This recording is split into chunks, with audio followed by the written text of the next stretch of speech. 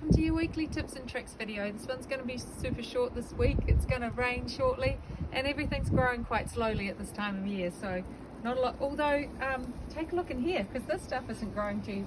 These are the ones I got only 2 weeks ago, which is amazing. Everything's going extremely well. Now, one of the main reasons for that is that we've got a lovely cover on to protect these from the wind, which is pretty full on at the moment, but also it's brand new fresh soil, so every time you're going to have an amazing start when you've refreshed your soil. As you can see, come down over to these ones. These ones are only 2 weeks in, and they probably only need another week or so, and you can start harvesting them and getting ready for your next box.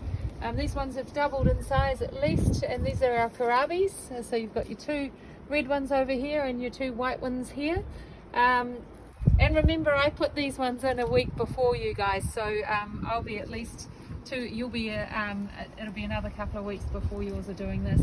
And these are your Chinese cabbage, so I'm going to give those, will probably well, they can take about 2 months, but I'm going to probably just let them get up to in another 4 weeks or so. I'm going to start putting them into my stir fries as well. And the lettuce is going great. Another week and I'll be able to start harvesting some leaves off those.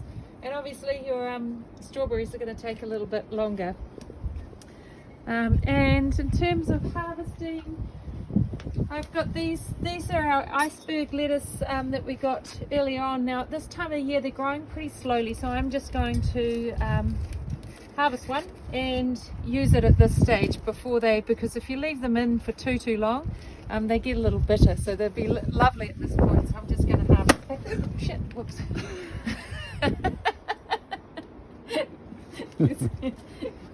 Watch that. Over here I'm still struggling with these slugs that are getting in this garden, so I'm going to just do another few traps. And if you've only just joined us, you won't have heard of these traps yet, but you put in a cut off plastic container, and it relatively deep, and put the soil up to the same level so that slugs can go and walk straight into them. And then you mix up a jug that I use warm water, a couple of teaspoons of sugar, and a couple of teaspoons of yeast, dry yeast or whatever yeast you've got, and pour it in the afternoon or at night, because it's overnight that the slugs come out. And it only works for the first time, and then you need to refresh it. And obviously if it's been raining or if it's going to rain, they probably won't work either because they get watered down. So oh look, we've got our broccoli starting to really head up in here. And as you'll notice, like we did have early on, we had some issues with a few caterpillars and things, but as they get older, the caterpillars don't like these older leaves so much at all, and the broccoli just gets protected by them and they come through anyway. So don't get too concerned if some of your leaves get a little bit eaten around the edges.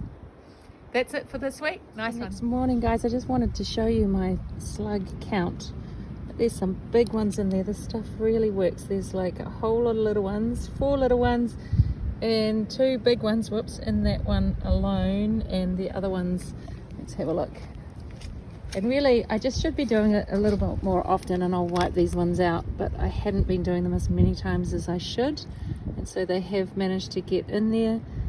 But there's heaps and heaps. I can count about 10 little ones in there, which would turn into big ones. So really worth doing if you're getting attacked by slugs. This one's got 1, 2, 3, 4, 5, 6.